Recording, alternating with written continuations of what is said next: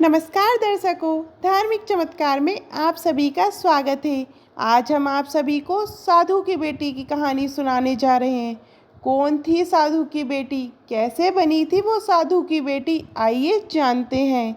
बहुत समय पहले की बात है। एक साधु अपनी पत्नी के साथ नदी के तट पर रहता था। उन दोनों की कोई संतान नहीं थी। उनकी बड़ी इच्छा थी कि कम से कम एक संतान उनके यहाँ जरूर हो। एक दिन साधु जब तपस्या में लीन था, तभी एक चील ने अपने पंजे में फंसी एक चुईया उसके ऊपर गिरा दी। साधु ने उस चुईया को घर ले जाने का निश्चय लिया, लेकिन उससे पहले उसने उस चुईया को एक लड़की में बदल दिया।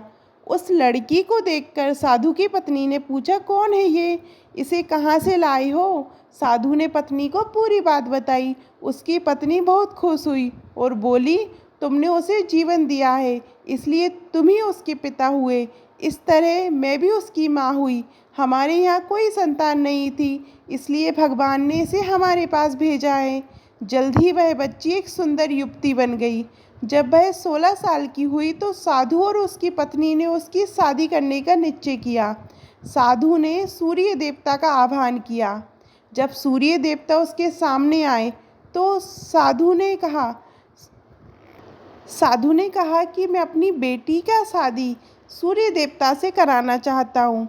हालांकि लड़की को ये विचार अच्छा नहीं लगा।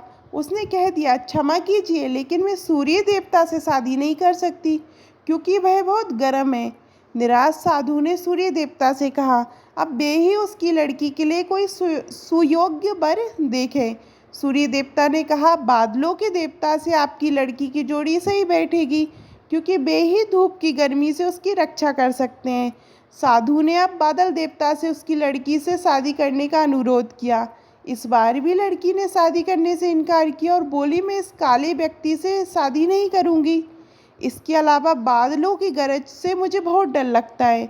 साधु फिर से उदास हो गए और उसने बादल देवता से अनुरोध किया कि वे ही कुछ सुयोग वर सुझाएं। बादल देवता ने कहा, पवन देवता के साथ इसकी जोड़ी अच्छी रहेगी क्योंकि वे आसानी से मुझे उड़ा सकते हैं।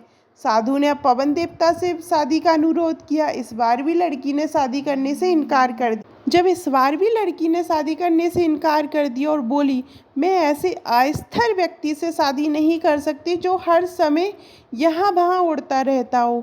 साधु काफ़ी परेशान हो गए। साधु ने पवन देवता से ही कहा कि आप ही कोई अच्छा वर देखें। पवन देवता ने जवाब दिया, पर्वतों के राजा बहुत मजबूत और स्थिर हैं। वे बहती हुई हवा को भी आसानी से रोक सकते हैं। उनसे आपकी लड़की की जोड़ी सही बैठेगी। साधु अब पर्वतराज के पास गए और उनसे उनकी लड़की के शादी से का विवाह करने का अनुरोध किया। हालांकि इस बार भी लड़की ने शादी करने से इनकार कर दिया और कहा, मैं ऐसे किसी व्यक्ति से शादी नहीं कर सकती जो इतना कठोर और ठंडा हो। लड़की ने साधु से किसी नरम वर को खोजने को कहा। साधु ने पर्वतराज से सलाह मांगी। पर्वतराज ने जवाब दिया, किसी चूहे के साथ ही आपकी लड़की की जोड़ी अच्छी रहेगी क्योंकि वह नरम भी है और आसानी से किसी पर्वत में भी बिल बना सकता है। इस बार लड़की को वर पसंद आ गया। साधु काफ़ी हैरान हुआ और बोला, भाग्य का खेल कितना निराला है। तुम मेरे पास एक चुईया के रूप में आई थी और मैंने ही तुम्हें लड़की का रूप दिया था। चुईया के रूप में जन्म लेने के कारण तुम्हारे भाग्य में चूहे से ही विवाह करना लिखा था और वही हुआ।